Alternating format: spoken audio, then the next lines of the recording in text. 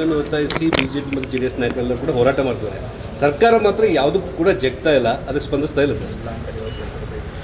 ಈಗ ಸದನದ ಕಲಾಪ ಈಗಾಗಲೇ ಮೊದಲನೇ ವಾರಕ್ಕೆ ಪೂರೈಸ್ತಕ್ಕಂಥದ್ದು ಏನಿದೆ, ನಡೀತಾ ಇರತಕ್ಕಂಥ ಬೆಳವಣಿಗೆಗಳನ್ನು ಗಮನಿಸ್ತಾ ಇದ್ದೇನೆ. ವಿರೋಧ ಪಕ್ಷವಾಗಿ ಸದನದಲ್ಲಿ ಈ ಒಂದು ವಾಲ್ಮೀಕಿಯ ಒಂದು ನಿಗಮದಿಂದ ಆಗಿರತಕ್ಕಂಥ ಹಗರಣ ಏನಿದೆ, ಈಗ ಹಗರಣದಲ್ಲಿ ಹಣ ದುರ್ಬಳಕೆ ಆಗಿರತಕ್ಕಂಥದ್ದು, ಆ ಎಸ್ ಟಿ ಸಮಾಜಗಳಿಗೆ ಮೀಸಲಾಗಿಟ್ಟಂಥ ಹಣವನ್ನು ಆ ಬಡವರ ಕಲ್ಯಾಣಕ್ಕೆ ಉಪಯೋಗ ಮಾಡಿದೆ. ಚುನಾವಣೆಗೆ ಉಪಯೋಗ ಮಾಡಿದ್ದಾರೋ ಇನ್ಯಾವುದಕ್ಕೆ ಉಪಯೋಗ ಮಾಡಿದ್ದಾರೋ ಅದು ಮುಂದೆ ಸತ್ಯಾಂಶ ಹೊರಗೆ ಬರಬೇಕು. ಇನ್ನೂ ತನಿಖೆ ಹಂತದಲ್ಲಿ ಇದ್ದಾವೆ. ಅದ್ರ ಜೊತೆಗೆ ಅಲ್ಲಿ ಕೆಲಸ ಮಾಡ್ತಿದ್ದ ಒಬ್ಬ ಉದ್ಯೋಗಿ ಆತ್ಮಹತ್ಯೆಗೆ ಶರಣಾದಂಥದ್ದು ಚಂದ್ರಶೇಖರು, ಬಹುಶಃ ಆ ಆತ್ಮಹತ್ಯೆ ಪ್ರಕರಣ ಆಗದೆ ಹೋಗಿದ್ದರೆ ಈ ವಿಷಯ ಇಲ್ಲೇ ಮುಚ್ಚಾಕ್ಬಿಡ್ತಿದ್ರು, ಇದು ಹೊರಗೆ ಬರ್ತಿರಲಿಲ್ಲ.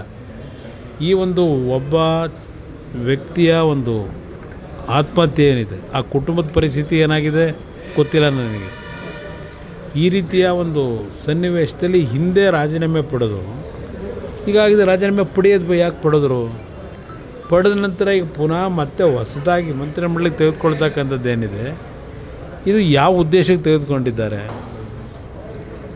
ಈ ಹಿನ್ನೆಲೆಯಲ್ಲಿ ಇವತ್ತು ಏನು ರಾಜೀನಾಮೆ ಕೊಡಬೇಕು ಅಂತಕ್ಕಂಥದ್ದೇನಿದೆ ವಿರೋಧ ಪಕ್ಷಗಳು, ಆಗಿದ್ದರೆ ಕೇಂದ್ರದಲ್ಲಿ ಈಗ ಕಾಂಗ್ರೆಸ್ ನಾಯಕರುಗಳು ಏನು ಇವತ್ತೇನು ಧರಣಿ ಮಾಡಲಿಕ್ಕೆ ಹೊರಟ್ರಲ್ಲ, ಲೋಕಸಭೆಯಲ್ಲಿ 4 ವಾರವೂ ನಡೀಲೇ ಇಲ್ಲ, ಸದನ ನಡೀಲೇ ಇಲ್ಲ.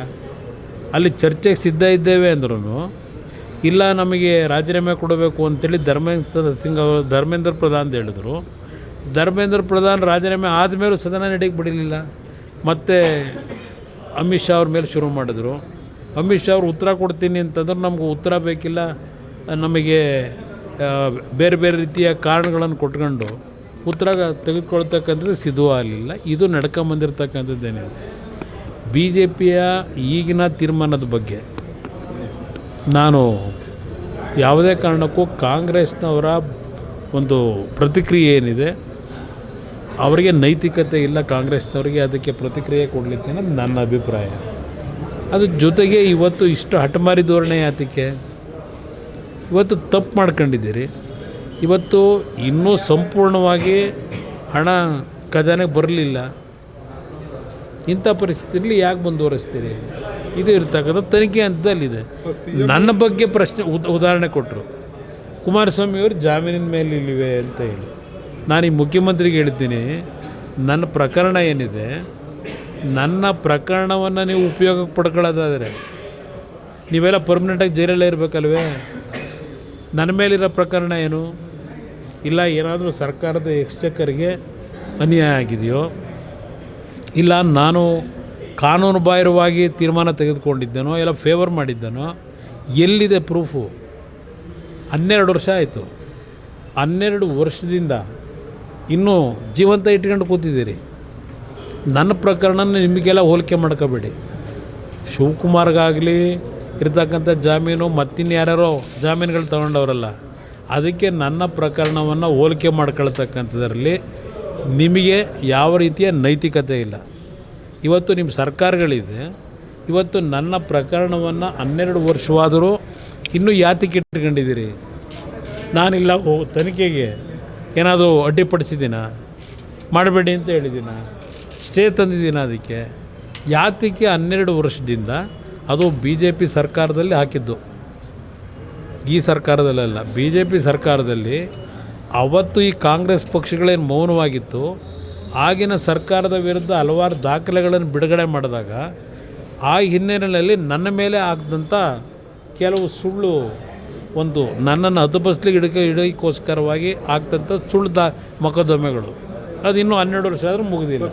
ಅದರಿಂದ ಮುಖ್ಯಮಂತ್ರಿಗೆ ಹೇಳೋದು, ನನ್ನನ್ನು ಉದಾಹರಣೆ ಕೊಡೋದು ಅವಶ್ಯಕತೆ ಇಲ್ಲ ಇಲ್ಲಿ. ನನ್ನ ಪ್ರಕರಣನ ಈಗಲೂ ಏನೇನು ಮಾಡ್ತಾಯಿದ್ದೀರಿ ಗೊತ್ತಿದೆ ನನಗೆ. ನಿಮ್ಮ ಪ್ರಕರಣಕ್ಕೂ ನನ್ನ ಪ್ರಕರಣಕ್ಕೂ ವ್ಯತ್ಯಾಸಗಳಿದೆಯಪ್ಪ. ಅದರಿಂದ ಈ ಸದನ ನಡೀತಾ ಇರ್ತಕ್ಕಂಥದ್ರ ಬಗ್ಗೆ ನನ್ನ ಸರ್ಟಿಫಿಕೇಟ್ ಕೊಡೋದು ಅವಶ್ಯಕತೆ ಇಲ್ಲ. ನಾಡಿನ ಜನತೆ ತೀರ್ಮಾನ ಮಾಡ್ಕೊತಾರೆ. ನನ್ನ ಭಾವನೆಗಳು, ನಾನು ಈ ನಾಡಿನ ಜನತೆಯ ಸಮಸ್ಯೆಗಳು ಏನಿದೆ, ಈ ನಾಡಿನಲ್ಲಿ ಅಕ್ರಮಗಳು ನಡೆದಾಗ ತೆಗೆದುಕೊಳ್ತಕ್ಕಂಥ ನನ್ನ ನಿರ್ಧಾರಕ್ಕೂ ಈಗ ನಡೀತಾ ಇರತಕ್ಕಂಥದ್ದಕ್ಕೂ ವ್ಯತ್ಯಾಸ. ಸರ್, ಸಿಎಂ ಮತ್ತು ಗೃಹ ಸಚಿವರು ಹೇಳ್ತಾರೆ ಈ ಒಂದು ಪ್ರಕರಣದಿಂದ SIT ಕ್ಲೀನ್ ಚಿಟ್ ಕೊಟ್ಟಿದೆ, ಇನ್ನೂ ಆರೋಪ ಅಂತ ಸಾಬೀತಾಗಿಲ್ಲ. SIT ಕ್ಲೀನ್ ಚಿಟ್ಟಲ್ಲಿ ಕೊಟ್ಟಿದೆ. SIT ಇನ್ನೂ ತನಿಖೆ ನಡೀತಾ ಇಲ್ವಾ? ಯಾರು ಕ್ಲೀನ್? ಸರ್ಕಾರ ರಚನೆ ಮಾಡಿದೆ. ಸರ್ಕಾರದ SITನ ಯಾವ SIT ಅದು? ಶಿವಕುಮಾರ್ ಇನ್ವೆಸ್ಟಿಗೇಷನ್ ಟೀಮಾ? ಈಗ ಹಿಂದೆ ಸಿದ್ದರಾಮಯ್ಯನವರಿದ್ದರು, ಸಿದ್ದರಾಮಯ್ಯ ಇನ್ವೆಸ್ಟಿಗೇಷನ್ ಟೀಮ್ ಇತ್ತು. ಈಗ ಶಿವಕುಮಾರ್ ಅವರ ಇನ್ವೆಸ್ಟಿಗೇಷನ್ಸ್ ಟೀಮ್ ತಾನೆ. ಈ ಟೀಮು ಕೊಟ್ಟಿರ್ತಕ್ಕಂಥದ್ದನ್ನು ಯಾರಾದರೂ ಒಪ್ಕೊಳ್ಳೋಕೆ ತಯಾರಿದ್ದಾರಾ? ಆಗುತ್ತಾ ಅದು? ಇವ್ರಿಗೆ ಬೇಕಾದಂಥ SITಗಳು ಯಾಕೆ ನಡೆದಿದ್ದೇವೆ ಅನ್ನೋದು ಗೊತ್ತಿದೆ ನನಗೆ. ಈ ರಾಜ್ಯದಲ್ಲಿ ಯಾವ ರೀತಿ ನಡೆಸ್ಕೊಂಡಿದ್ದೀರಿ, ಅಧಿಕಾರ ದುರುಪಯೋಗ ಪಡಿಸ್ಕೊಂಡು. ಇದು ಚರ್ಚೆ ಮಾಡಬೇಕು ಅಂದರೆ ಒಂದು 2-3 ದಿವಸಗಳು ಬೇಕಾದ್ರೂ ಚರ್ಚೆ ಮಾಡ್ಬೋದು. ಈಗ ನಡೆದಿರ್ತಕ್ಕಂಥ ಈ ರಾಜ್ಯದಲ್ಲಿ ಕಳೆದ 3 ವರ್ಷದಲ್ಲಿ ನಡೆಸಿರ್ತಕ್ಕಂಥ SIT ಏನಿದೆ ಅದನ್ನು ಚರ್ಚೆ ಮಾಡಬೇಕು ಅಂದರೆ 2-3 ದಿವಸ ಚರ್ಚೆ ಮಾಡ್ಬೋದು. ರಾಜ್ಯಪಾಲರಿಗೆ ಪ್ರಾಸಿಕ್ಯೂಷನ್ಗೆ ಪತ್ರ ಬರೆಯೋ ಸಾಧ್ಯತೆ ಇದೆ.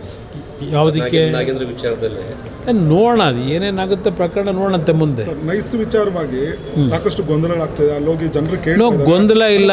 ನಾನು ಕರ್ನಾಟಕ ರಾಜ್ಯದ ಜನತೆಗೆ ಕೈ ಜೋಡಿಸಿ ಮನವಿ ಮಾಡ್ತಕ್ಕಂಥದ್ದು. ಹೈಕೋರ್ಟ್ ಆರ್ಡರ್ ಮಾಡಿ ಈ ಸರ್ಕಾರ, ಹೈಕೋರ್ಟ್ ಏನು ಆದೇಶ ಮಾಡಿದೆ ಹೇಳಿ? ಹೈಕೋರ್ಟು ಆದೇಶ ಮಾಡೋದಲ್ಲ, ಹೈಕೋರ್ಟ್ ಆದೇಶ ಮಾಡಲ್ಲ. ರಾಜ್ಯ ಸರ್ಕಾರ ತೀರ್ಮಾನ ತೆಗೆದುಕೋಬೇಕು. ರಾಜ್ಯ ಸರ್ಕಾರ ನಡ್ಕೊಂಡಂಥ ರೀತಿ ಏನಿದೆ, ಮೊದಲನೇ ಸಿಂಗಲ್ ಜಡ್ಜ್ ಏನು ಕೊಟ್ಟಿದ್ದಾರೆ, ಜಡ್ಜ್ಮೆಂಟು ಕೊಟ್ಟ ದಿವಸಲೇ ತೀರ್ಮಾನ ಮಾಡಬೇಕಾಗಿತ್ತು. ನಾಡಿನ ಜನತೆಗೆ ಹೇಳ್ತೇನೆ, ಇವತ್ತು ಇಲ್ಲೀಗಲ್ಲಾಗಿ ಟೋಲ್ ಕಲೆಕ್ಷನ್ ಆಗ್ತಾಯಿದೆ ಅಂತಕ್ಕಂಥದ್ದು ಕೋರ್ಟ್ನಲ್ಲಿ ಕೊಟ್ಟಿರ್ತಕ್ಕಂಥ ಫೈಂಡಿಂಗ್ಸು. ಫ್ರೇಮ್ವರ್ಕ್ ಅಗ್ರಿಮೆಂಟನ್ನು ಉಲ್ಲಂಘನೆ ಮಾಡಿ ಇವತ್ತು ಸರ್ಕಾರದ ಅನುಮತಿಗಳಿಲ್ಲದೆ ಬೇಕಾದಂಥ ಸಮಯದಲ್ಲಿ 7-8 ಬಾರಿ ದರವನ್ನು ಏರಿಕೆ ಮಾಡಿ ಬೆಂಗಳೂರಿನ ನಾಗರಿಕರ ಮೇಲೆ, ಪ್ರಯಾಣಿಕರ ಮೇಲೆ ಏರಿಕೆ ಮಾಡಿದ್ದಾರೆ. ಇದು ಹೈಕೋರ್ಟ್ನಲ್ಲಿ ಸಿಂಗಲ್ ಬೆಂಚು, ಡಬಲ್ ಬೆಂಚ್ನಲ್ಲಿ ಕೊಟ್ಟಿರ್ತಕ್ಕಂಥ ಆದೇಶ. ಈ ಹಿನ್ನೆಲೆಯಲ್ಲಿ ನಾಡಿನ ಜನತೆಗೆ ಸರ್ಕಾರ ಯಾವಾಗ ಈ ಒಂದು ತೀರ್ಪು ಬಂದ ನಂತರವೂ ಜಾಣ ಮೌನಕ್ಕೆ ಒಳಗಾಗಿದ್ದಾರೆ. ಯಾತಕ್ಕೆ ಮೌನದಲ್ಲಿದ್ದಾರೆ? 1 ತಿಂಗಳಾಯ್ತಾ ಬಂತು, ಯಾತಕ್ಕೆ ತೀರ್ಮಾನ ಮಾಡಲಿಲ್ಲ? ಅವ್ರಿಗೂ ಇವ್ರಿಗೂ ಸಂಬಂಧ ಏನು? ನೈಸ್ ಕಂಪ್ನಿಗೂ ಸರ್ಕಾರಕ್ಕೂ ಇರೋ ಸಂಬಂಧ ಏನು? ಈ ರಾಜ್ಯದಲ್ಲಿ ಮುಖ್ಯಮಂತ್ರಿಯಾಗಿ ಕೆಲಸ ನಿರ್ವಹಣೆ ಯಾರು ಮಾಡ್ತಾ ಇದ್ದಾರೆ? ಸರ್ಕಾರ ಯಾರು ನಡೆಸ್ತಾ ಇದ್ದಾರೆ? ಅಲ್ಲಿಗೆ ನೈಸ್ ಕಂಪ್ನಿಯ ಮಾಲೀಕ ನಡೆಸ್ತಾ ಇದ್ದಾನೋ ಸರ್ಕಾರನ? ಇವತ್ತು ಶಿವಕುಮಾರ್ ಮುಖ್ಯಮಂತ್ರಿಯಾಗಿ ಕೆಲಸ ಮಾಡ್ತಾ ಇದ್ದಾರೋ? ಇದನ್ನು ನಾನು ಕೇಳಲಿಕ್ಕೆ ಬಯಸ್ತೀನಿ. ಅದರಿಂದ ನಾನು ನಾಡಿನ ಜನತೆಗೆ ಹೇಳ್ತಾ ಇರೋದು, ಕೋರ್ಟ್ ಕೊಟ್ಟಿರ್ತಕ್ಕಂಥ ತೀರ್ಮಾನ ಇದು ಫ್ರೇಮ್ವರ್ಕ್ ಅಗ್ರಿಮೆಂಟನ್ನು ಉಲ್ಲಂಘನೆ ಮಾಡಿ ಹಣ ಸಂಗ್ರಹ ಮಾಡಿ ಕೋಟ್ಯಾಂತರ ರೂಪಾಯಿ ಮಾಡಿದ್ದಾರೆ. 2,000 ಕೋಟಿ ಹತ್ತತ್ರ ಹಣ ಸಂಗ್ರಹ ಆಗಿದೆ. ಇದು ಆ ರಸ್ತೆಯಲ್ಲಿ ಓಡಾಡ್ತಕ್ಕಂಥ ಜನರ ಕಿಸೆಯಲ್ಲಿ ದರೋಡೆ ಮಾಡ್ತಿರ್ತಕ್ಕಂಥದ್ದು ಇದು ನೈಸ್ ಕಂಪ್ನಿ.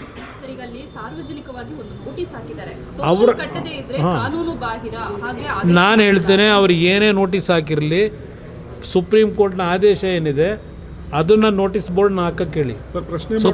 ಸುಪ್ರೀಂ ಈಗ ನಾನು ನಾಡಿನ ಜನತೆಗೆ ಹೇಳ್ತಕ್ಕಂಥದ್ದು, ಸುಪ್ರೀಂ ಕೋರ್ಟ್ ಆದೇಶ ಏನಿದೆ ಆ ಆದೇಶ ತೆರವುಗೊಳಿಸ್ತೇ ಇರೋವರೆಗೆ ನೀವು ಕಟ್ಟಲೇಬೇಡಿ. ಇವತ್ತು ಸರ್ಕಾರದ ಜವಾಬ್ದಾರಿ ಇದೆ. ಇವತ್ತು ಸರ್ಕಾರ ಇಮ್ಮಿಡಿಯೇಟಾಗಿ ಇವತ್ತು ಆ ಟೋಲ್ನ ಕಲೆಕ್ಷನ್ ಮಾಡ್ತಿರೋದನ್ನು ನಿಲ್ಲಿಸಬೇಕಾಗಿತ್ತು. 2016 ಇದೇ ಸದನ ಸಮಿತಿಯ ಅಧ್ಯಕ್ಷರಾಗಿ ಜಯಚಂದ್ರ ಅವರು ಕೊಟ್ಟಿರ್ತಕ್ಕಂಥ ವರದಿ 2016, 10 ವರ್ಷ ಆಯಿತು. ಈ ಸರ್ಕಾರಗಳು ಇವತ್ತು ಸಹ ಆ ವರದಿಯನ್ನು ಅನುಷ್ಠಾನಕ್ಕೆ ತರಲಿಲ್ಲ. ಅವತ್ತು ಹೇಳಿದ್ದಾರೆ ತಕ್ಷಣ ನಿಲ್ಲಿಸಬೇಕು ಅಂತ ಹೇಳಿ.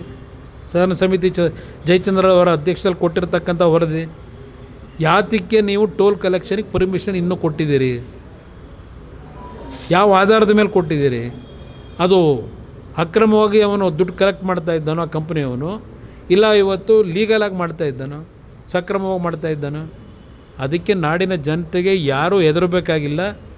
ಯಾವುದೇ ರೀತಿಯಲ್ಲಿ ಇವತ್ತು ಆ ಟೋಲ್ ಕಲೆಕ್ಷನ್ ಮಾಡ್ತಕ್ಕಂಥದ್ದಕ್ಕೆ ಇವತ್ತು ಫ್ರೇಮ್ವರ್ಕ್ ಅಗ್ರಿಮೆಂಟ್ನ ಏನು ಜಾರಿಗೆ ತರಲಿಲ್ಲ.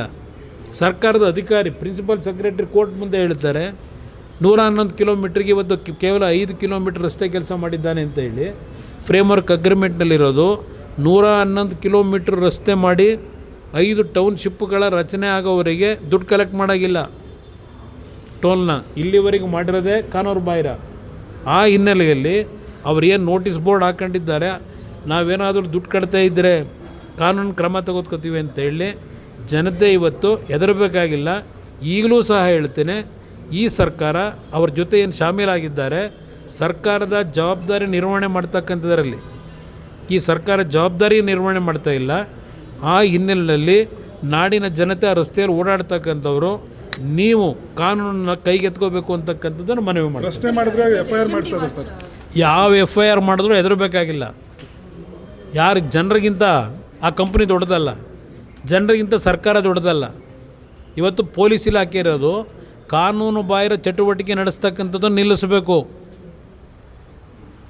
ಇವತ್ತು ಈ ಸರ್ಕಾರಕ್ಕೆ ಕೇಳ್ತೀನಿ, ಕೋರ್ಟ್ ಆದೇಶಗಳು ಅಂತ ಹೇಳಿ ರಸ್ತೆಯಲ್ಲಿ ಬೀದಿ ಬದಿ ವ್ಯಾಪಾರಿಗಳಿದ್ದಾರಲ್ಲ, ಸುಪ್ರೀಂ ಕೋರ್ಟ್ ಆದೇಶ ಅಂತೇಳಿ ಬೆಂಗಳೂರು ನಗರದಲ್ಲಿ ಅಷ್ಟೇ ಅಲ್ಲ, ಇಡೀ ರಾಜ್ಯದ ಹಲವಾರು ತಾಲೂಕು ಕೇಂದ್ರಗಳಲ್ಲಿ ಇವತ್ತು ಬೀದಿ ಬದಿನಲ್ಲಿ ವ್ಯಾಪಾರ ಮಾಡ್ತಕ್ಕಂಥ ಕಷ್ಟಪಟ್ಟು ಜೀವನ ಮಾಡ್ತಕ್ಕಂಥದ್ದು ಇಲ್ಲಿ ಹಗಲು ದರೋಡೆ ನಡೀತಾ ಇದೆ. ಕಾನೂನು ಬಾಹಿರವಾಗಿ ಅಕ್ರಮವಾಗಿ ದುಡ್ಡು ಸಂಪಾದನೆ ಮಾಡ್ತಾ ಇದ್ದಾರೆ. ಅದರ ಬಗ್ಗೆ ಈ ಸರ್ಕಾರಕ್ಕೆ ನಿಲ್ಲಿಸ್ತಕ್ಕಂಥ ಯೋಗ್ಯತೆ ಇಲ್ಲ. ಆ ಬಡವರು 2 ಹೊತ್ತು ಊಟಕ್ಕೆ ಕಷ್ಟಪಟ್ಟು ಸಂಪಾದನೆ ಮಾಡೋರನ್ನ ಖಾಲಿ ಮಾಡಿಸ್ತೀರಿ. ಇದರ ವಿರುದ್ಧವೇ ನಾನು ನಾಡಿನ ಜನತೆಗೆ ಆ ರಸ್ತೆಯಲ್ಲಿ ಹೋಗ್ತಾ ಇರ್ತಕ್ಕಂಥ ನಮ್ಮ ಯುವಕರಿಗೆ ಪ್ರತಿಯೊಬ್ಬರಿಗೂ ಹೇಳ್ತಾ ಇರ್ತಕ್ಕಂಥದ್ದು, ಯಾವುದೇ ಕಾರಣಕ್ಕೂ ಈ ಸರ್ಕಾರ ಹಗಲು ದರೋಡೆ ಮಾಡಲಿಕ್ಕೆ ರಕ್ಷಣೆಯನ್ನು ಕೊಡ್ತಾ ಇದೆ. ಇದರ ವಿರುದ್ಧ ಧ್ವನಿ ಎತ್ತಬೇಕು ಅಂತಕ್ಕಂಥದ್ದನ್ನು ನಾಡಿನ ಜನತೆಗೆ ಹೇಳ್ತಾ ಇದ್ದೇನೆ. ತಾವೊಂದು ಪತ್ರನೂ ಬರೆದಿದ್ರಿ ಸರ್. ಅಲ್ಲ, ಪತ್ರ ಬರೆದಿದ್ರಿ, ಅದಕ್ಕೇನಾದರೂ ಉತ್ತರ ಪತ್ರ ಬರೆದಿದ್ದಕ್ಕೆ ಇವತ್ತಿನವರೆಗೂ ಈ ಸರ್ಕಾರದಿಂದ ಉತ್ತರ ಇಲ್ಲ. ಇವತ್ತು ನಮ್ಮ ಹೈಕೋರ್ಟ್ನ ಸಿಂಗಲ್ ಬೆಂಚು ಡಬಲ್ ಬೆಂಚ್ನ ಆದೇಶದ ಹಿನ್ನೆಲೆಯಲ್ಲಿ ಆ ತೀರ್ಪೇನಿದೆ, ಅವರೇನು ಫೈಂಡಿಂಗ್ ಕೊಟ್ಟಿದ್ದಾರೆ ಅದನ್ನು ವಿಷಯವನ್ನು ಜಾರಿಗೆ ತರಲಿಕ್ಕೆ ಮುಖ್ಯಮಂತ್ರಿಗೇನು ಪತ್ರ ಬರೆದಿದ್ದೇನೆ. ಈ ಕ್ಷಣದವರೆಗೆ ನನಗೆ ಯಾವುದೇ ರೀತಿ ರಿಪ್ಲೈ ಬಂದಿಲ್ಲ. ನಾನು ನಾಡಿನ ಜನತೆಗೆ ಇವತ್ತು HMT ಒಂದು ಕಾಲದಲ್ಲಿ ಇವತ್ತು ದೇಶದಲ್ಲೇ ಒಂದು ಪ್ರಖ್ಯಾತಿನೇ ಹೊಂದಿತ್ತು ಈ ಒಂದು ಕಾರ್ಖಾನೆ. ಇವತ್ತು ಮತ್ತೆ ಪುನಃ ವಾಚ್ ಡಿವಿಷನ್ ಏನಿದೆ, ಇವತ್ತು ನಾಡಿನ ಜನತೆ ಅದರಲ್ಲೂ ಯುವಕರು ದೊಡ್ಡ ಮಟ್ಟದಲ್ಲಿ ಇವತ್ತು ಈ HMTಯ ವಾಚ್ಗಳಿಗೆ ಒಂದು ಪ್ರೋತ್ಸಾಹ ಕೊಡ್ತಕ್ಕಂಥದ್ದಕ್ಕೆ ಒಂದು ಉತ್ತಮವಾದಂಥ ಪ್ರತಿಕ್ರಿಯೆಯನ್ನು ವ್ಯಕ್ತಪಡಿಸಿದ್ದಾರೆ. ನಾಡಿನ ಯುವಕ ಬಂಧುಗಳಿಗೆ ನನ್ನ ಕೃತಜ್ಞತೆಗಳನ್ನು ಸಲ್ಲಿಸ್ತೀನಿ. ಈ ಸಂಸ್ಥೆ ಪುನಃ 30-40 ವರ್ಷಗಳ ಹಿಂದೆ ಯಾವ ರೀತಿಯಲ್ಲಿ ಇಡೀ ದೇಶದ HMTಯ ವಾಚ್ ತಯಾರಿಕೆಯಲ್ಲಿ ಮೊದಲನೇ ಸ್ಥಾನದಲ್ಲಿತ್ತು, ಆ ಒಂದು ಸ್ಥಾನವನ್ನು ಪುನಃ ತುಂಬತಕ್ಕಂಥ ನಿಟ್ಟಿನಲ್ಲಿ ನಾಡಿನ ಜನತೆಯ ಸಹಕಾರವನ್ನು ಕೋರ್ತೇನೆ.